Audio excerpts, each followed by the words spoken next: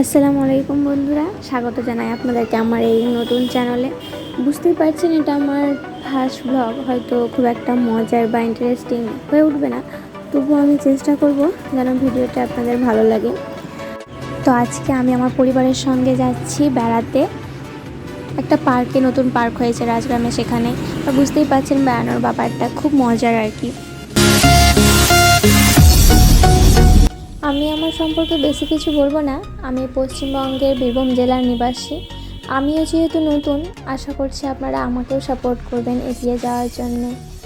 তবে চলুন এবার দেখা যাক জায়গাটি কেমন। আমিও দেখবো আর আমার সঙ্গে আপনারাও দেখবেন। আমরা চলে এসেছি আমাদের গন্তব্যস্থলে।